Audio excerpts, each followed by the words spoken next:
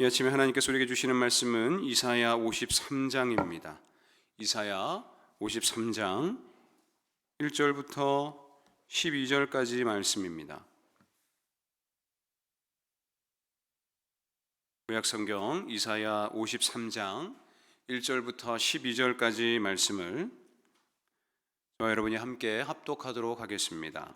함께 읽습니다. 시작. 우리가 전한 것을 누가 믿었느냐? 여호와의 팔이 누구에게 나타났느냐? 그는 주 앞에서 자라나기를 연한 순 같고 마른 땅에서 나온 뿌리 같아서 고운 모양도 없고 풍채도 없은즉 우리가 보기에 흠모할 만한 아름다운 것이 없도다. 그는 멸시를 받아 사람들에게 버림받았으며 간고를 많이 겪었으며 질고를 아는 자라. 마치 사람들이 그에게서 얼굴을 가리는 것 같이 멸시를 당하였고 우리도 그를 귀히 여기지 아니하였도다. 그는 실로 우리의 질고를 지고 우리의 슬픔을 당하였거늘 우리는 생각하기를 그는 징벌을 받아 하나님께 맞으며 고난을 당한다 하였노라. 그가 찔림은 우리의 허물 때문이요 그가 상함은 우리의 죄악 때문이라. 그가 징계를 받음으로 우리는 평안을 누리고 그가 채찍에 맞음으로 우리는 나음을 받았도다. 우리는 다 양 같아서 그릇 행하여 각기 제 길로 갔거늘 여호와께서는 우리 모두의 죄악을 그에게 담당시키셨도다.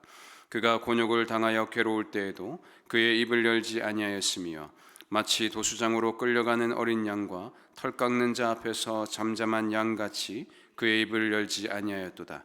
그는 곤욕과 신문을 당하고 끌려갔으나 그 세대 중에 누가 생각하기를 그가 살아있는 자들의 땅에서 끊어짐은 마땅히 형벌받을 내 백성의 허물 때문이라 하였으리요.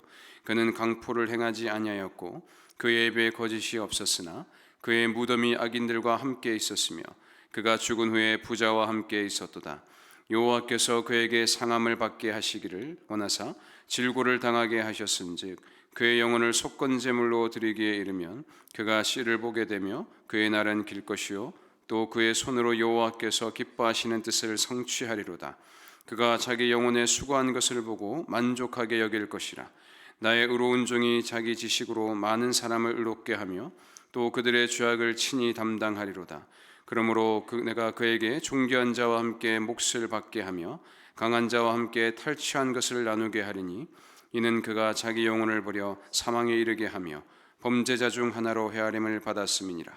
그러나 그가 많은 사람의 죄를 담당하며 범죄자를 위하여 기도하였느니라. 아멘. 이 본문의 말씀으로 범죄자를 위하여 기도하였느니라 라는 제목으로 말씀을 나누겠습니다. 같은 이야기라 할지라도 어떤 사람이 이야기를 풀어가느냐에 따라서 흥미진진하게 그 이야기에 몰입하게 되기도 하고 혹은 재미없거나 지루하게 만들 수도 있습니다. 그건 이야기를 풀어내는 그 사람의 재능이나 혹은 이야기를 풀어가는 방식에 따라서 다를 수 있습니다. 처음부터 모든 것을 밝히 알려주면 그 이야기를 전개해 나가는 그런 부분에 있어서 흥미가 떨어지게 되어 있습니다. 그래서 청중으로 하여금 적절하게 그 궁금증을 좀 유발시키는 그런 방식의 그런 이야기 전개가 사람들로 하여금 그 이야기에 집중하게 만드는 그런 이야기의 방식입니다. 오늘 본문인 이사야 53장은요 고난받는 종의 이야기인데요, 이사야 선지자가 이 이야기를 사람들에게 들려주는 그 방식이 마치 이러합니다. 처음부터 모든 것을 밝히 드러내면서 이 이야기를 풀어가는 것이 아니라 뭔가 청중들에게 궁금증을 유발시키고 조금씩 그 의문을 해결해 나가는 답을 던지는 방식으로 이 이야기가 전개되어지고 있습니다. 그래서 사람들은 이사야 선지자의 이야기를 들으면서 그 이야기에 집중하기 시작했고 그 이야기 속에 담겨져 있는 하나님의 그 구원의 의미를 하나하나 이해하게 됩니다. 저는 이 본문을 통해서 이사야 선지자가 우리에게 들려준 그 이 이야기가 어떠한 이야기였는지에 대해서 좀 살펴보았으면 좋겠습니다. 이사야 선지자가 사람들에게 한 미스테리한 사건을 이야기하기 시작합니다.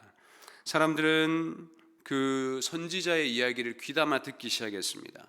하나님의 종이 있었는데 그 종이 그다지 흠모할 만한 것도 없고 고운 모양도 없고 그냥 평범한 모습을 하고 있었다라고 합니다. 그런데 그가 갑자기 고난과 고통을 당하다가 죽임을 당했다라는 참 이상한 사건을 이야기합니다.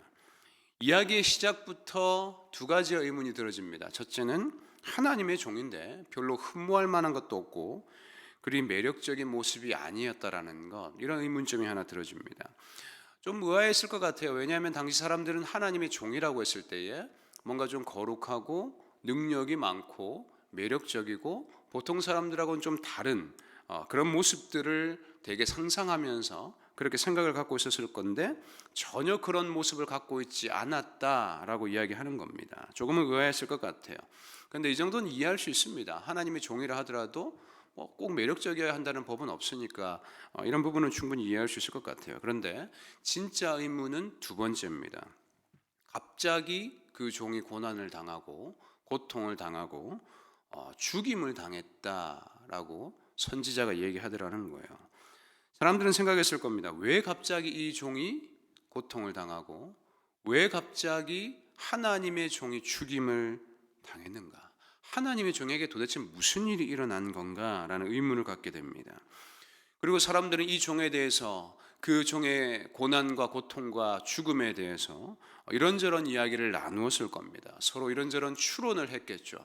오늘날도 뭔가 명확하게 원인이 밝혀지지 않은 그런 사건이 일어났을 때에 사람들은 나름의 추론과 이유를 고민하면서 막 이야기하지 않습니까? 카더라 통신, 찌라시, 그리고 SNS 상에서도 뭔가 확인되지 않은 그런 글들이 막 이제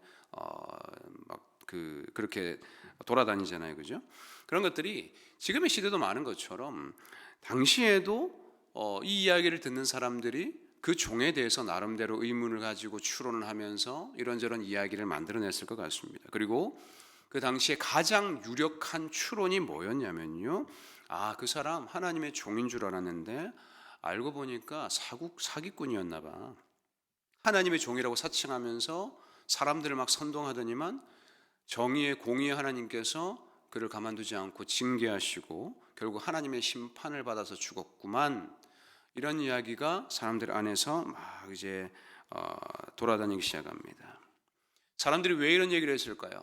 이런 얘기를 한 이유는 하나님의 종이라면, 정말로 그가 하나님의 종이라면 저러한 모습으로 고통당하고 죽어서는 안 된다라는 것이 사람들의 생각이었기 때문입니다. 그래서 사람들은 그 종을 하나님의 징계를 받아, 하나님의 저주를 받아 죽은 그런 자로 여겨버렸습니다. 그래서 12절에서도 그가 범죄자 중 하나로 헤아림을 받았음이니라 라고 말씀하고 있습니다. 사람들은 이 종을 범죄자로 취급한 것입니다. 만일 이 이야기가 이렇게 끝나버린다면 이 이야기의 제목은 거짓 선지자의 비참한 최후, 거짓 선지자의 말로 이렇게 이야기의 제목을 붙일 수 있을 것 같습니다. 그런데 이사야 선지자가 그게 아니라고 말합니다. 이 종은 하나님의 징계로 죽은 것이 아니다라고 말합니다. 사람들이 물었겠죠. 그럼 그가 왜 고난을 당하고 왜 죽임을 당한 겁니까? 이 질문에 이사야 선지자가 이런 대답을 합니다. 그는 우리 때문에 고난을 당하고 우리 때문에 죽임을 당한 겁니다 라는 그래서 충격적이면서도 의아한 이야기를 하는 것이죠. 사람들은 선뜻 이해할 수 없었을 겁니다. 우리 때문에 그 종이 고난을 당하고 우리 때문에 그 종이 죽임을 당했다고? 만일 정말로 이 종이 우리 때문에 고난과 죽임을 당한 거라면 이 사건은 보통 사건이 아닙니다. 불의한 사건일 뿐만 아니라 하나님의 종이 억울하게 누명을 쓰고 고통을 당하고 죽임을 당했기 때문에 이 사건은 보통 사건이 아닌 거예요. 사람들은 처음에 이 종을 거짓 선지자로 여겼습니다. 그런데 이 뭔가 예상치 못한 보통 사건이 아니라는 그 직감을 하면서 억울하게 죽임당한 희생자일지도 모르겠다라는 그런 생각들을 하면서 요동하기 시작합니다. 뭔가 심상치 않은 사건임을 느낀 겁니다. 그리고 서로 이야기를 했을 겁니다. 이런 불의한 사건이 일어나다니, 이런 불의한 사건이 일어날 동안 하나님은 도대체 뭘 하신 거지? 하나님께서 왜 하나님의 종을 지키지 않으신 거지? 하나님의 종은 이런 억울한 죽음을 당해서는 안 되는 거 아닌가? 이렇게 분노했을 겁니다. 누군가는 안타까워했을 것이고 누군가는 이런 일이 진행되는 동안 왜 하나님은 아무런 일도 하지 않으셨는가라는 그런 의문점을 가졌을지도 모릅니다. 그런데 이사야는 이 종의 죽음은 억울한 사건 정도가 아니라 그 이상의 의미가 이 사건 안에 담겨져 있다는 것을 계속해서 이야기합니다. 5절 하반절에 보면 그가 징계를 받음으로 우리는 평화를 누리고 그가 채찍에 맞음으로 우리는 나음을 받았도다 라고 말씀합니다. 그 종이 징계를 받았는데 우리가 평화를 누렸대요. 여기서 평화라는 단어가 히브리어로 샬롬이거든요. 이 샬롬이라는 단어는요, 일시적인 어떤 평화를 의미하는 것이 아니라 완전하고 결함이 없고 완성된 온전한 평화를 말할 때 이 샬롬이라는 단어를 씁니다. 생각을 해봅시다. 제가 만약 물건을 훔쳤다고 생각해 봅시다. 제가 물건을 훔치고 제가 죄를 지었어요. 그런데 내가 죄값을 치르는 게 아니라 내 친구가 억울하게 누명을 쓰고 죄값을 치렀다고 생각을 해보세요. 이 친구는 억울할 겁니다. 이 친구는 자기의 죄가 아닌데 그 죄를 짊어지면서 고통을 당했겠죠. 그러나 저는 어때요? 저는 아무런 일도 일어나지 않았습니다. 저는 죄값도 치르지 않았고 저에게는 그 어떤 위협도 어떤 문제도 생기지 않았습니다. 겉으로는 제 상황이 평화로워 보입니다. 그러나 그렇다고 해서 제 상황이 겉으로 평화롭고 아무런 문제가 일어나지 않았다고 해서 저의 이러한 상태를 완전한 결함이 없는 아무 문제 없는 온전한 샬롬의 상태라고 표현할 수 있을까요? 아니요, 그럴 수는 없습니다. 언제 내 죄가 드러날지 모르고 그리고 언제 그 친구의 억울함이 풀어질지 모르고 정의가 언제 세워질지도 모르는 마치 살얼음판을 걷는 듯한 그런 일시적인 평화의 상태를 제가 누리는 것이기 때문에 이런 상태를 샬롬이라고 말할 수는 없는 겁니다. 그리고 그 종이 채찍을 맞음으로 인해서 우리가 나음을 받았다라고 했습니다. 여기서 나음을 받았다는 단어가 히브리어로 라파입니다. 치료의 하나님, 라파의 하나님 이런 표현 쓰지 않습니까? 고치다, 치료하다, 회복하게 되다, 건강하게 되다라는 의미가 라파입니다. 이 말은 아픈 상태에 있는 그 환자가 고침과 치유와 회복을 경험했다라는 겁니다. 여러분 뭔가 좀 이상하지 않습니까? 그 종이 채찍을 맞는데 그 종이 고통을 당하는데 왜 아픈 사람이 고침을 받고 왜 아픈 사람의 병이 호전되고 혈색이 돌아오고 건강을 회복합니까?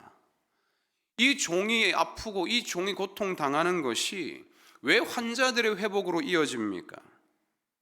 이 종이 억울하게 고통을 당하는데 아픈 사람이 회복을 하는 거예요. 전혀 연관이 없을 것 같은 두 개의 이 일이, 두 상황이 연결되고 있더라는 겁니다. 여러분 이건 단순히 억울한 사건이라고 여겨버리기엔 이상한 점이 한두 가지가 아닌 거예요. 여러분 이 사건은 단순히 억울한 사건이라고 결론 내릴 수 있는 사건이 아닙니다. 이 사건 안에는 뭔가 모를 엄청난 의미가 담겨져 있는 겁니다.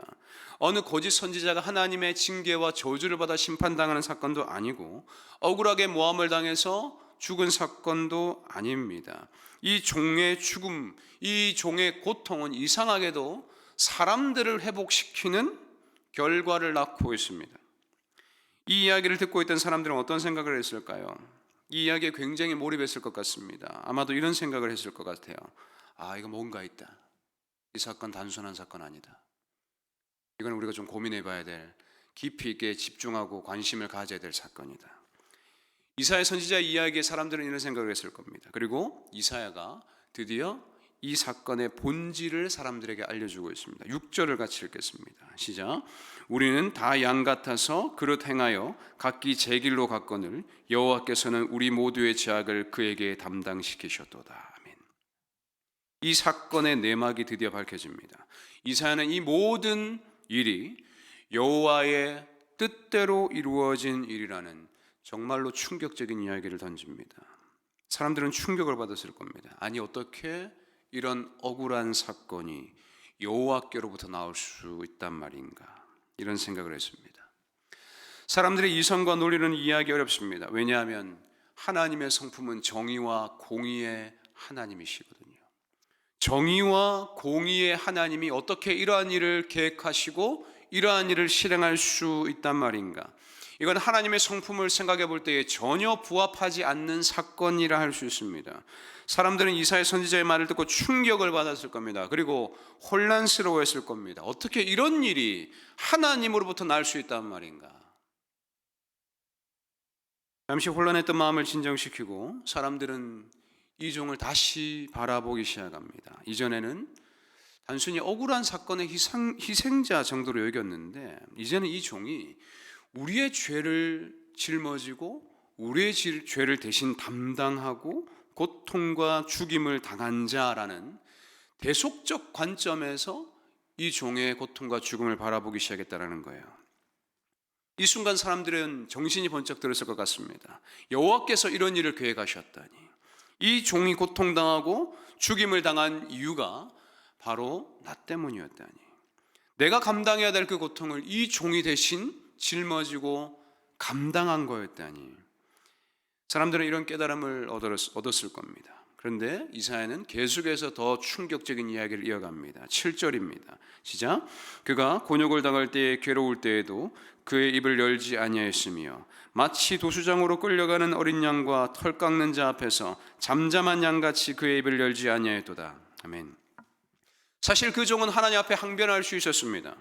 자신의 죄가 아니라 다른 사람의 죄 때문에 자기가 이 억울하게 고통을 당하는 것에 대해서 여호와 하나님께 항소할 수 있었을 겁니다.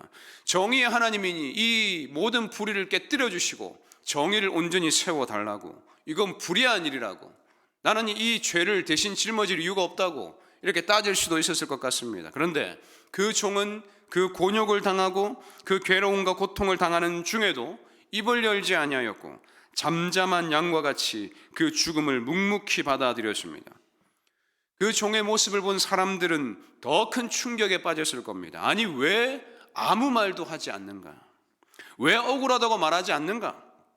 자신의 죄가 아니라 우리의 죄 때문에 그가 이런 고통을 당하는데 왜 한마디도 하지 않는가? 하나님께 한마디만 던지면 하나님께서 일하실 것 같고 정의의 하나님께서 그 모든 불의를 엎으시고 정의를 새롭게 하실 터인데 왜 그는 한마디 말도 하지 않고 그 고통과 죽음의 길을 묵묵히 걸어갔는가? 이해할 수 없는 그 종의 행동을 보면서 사람들은 불안하면서도 이상하면서도 뭔가 이해할 수 없는 복잡한 신경을 느꼈을 겁니다. 그리고 결국엔 고통을 당하다가 한마디 항변도 하지 않고 죽음까지 그 종의 모습을 보면서 사람들은 이런 생각을 합니다. 저 종은 정말로 하나님의 뜻대로 죽음의 길을 걸어간 거구나. 정말로 우리를 구원하기 위하여서 그 불의해 보이는 그 고통과 그 고난을 짊어지고 죽음에까지 이런 거구나. 이 종이 우리를 살린 거구나. 자신의 죄가 아니라 우리의 죄 때문에 고통당하고 채찍에 맞고 전혀 억울함을 호소하거나 항변도 하지 않고 그냥 입을 꾹 다문 채로 그 고난과 고통과 죽음의 자리까지 묵묵하게 나아갔던 그 종의 모습을 보면서 사람들은 어떠한 감정을 느꼈을까요? 무덤덤하게 그 사건을 바라볼 수 있었을까요? 그럴 수 없을 겁니다. 분명 눈물 흘리는 사람도 있었을 것이고 통곡하는 사람도 있었을 겁니다.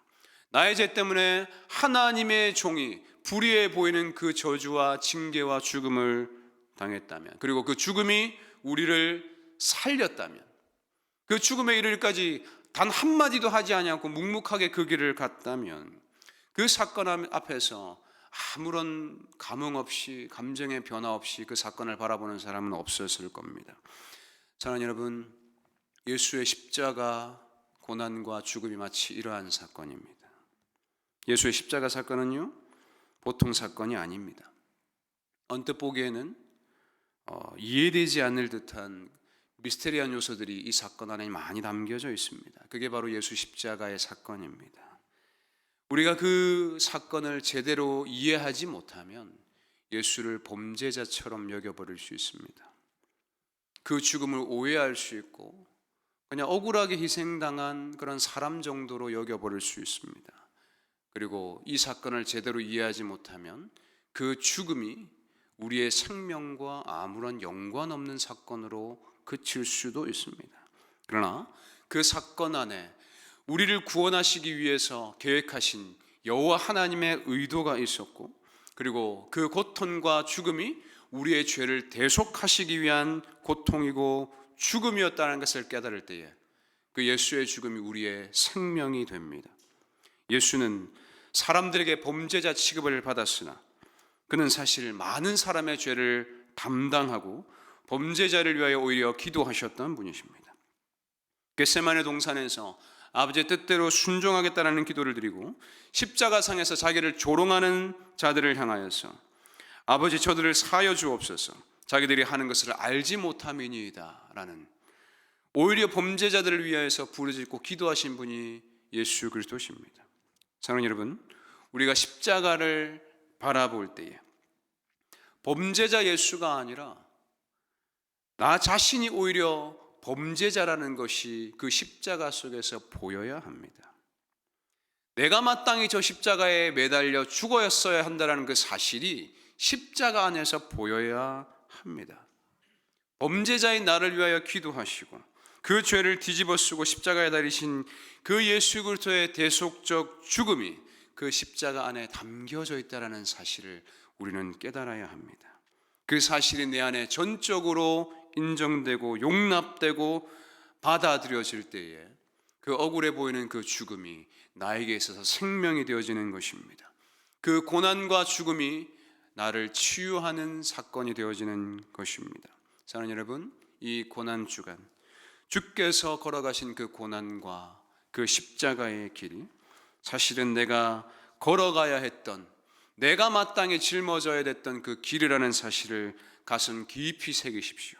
그리고 범죄자인 나를 위하여 오히려 주께서 나 대신에 범죄자가 되셨다는 것을 기억하십시오. 그 사실을 인정하고 믿는 자, 그 죽음이 나에게 있어 생명이 될 줄을 믿습니다.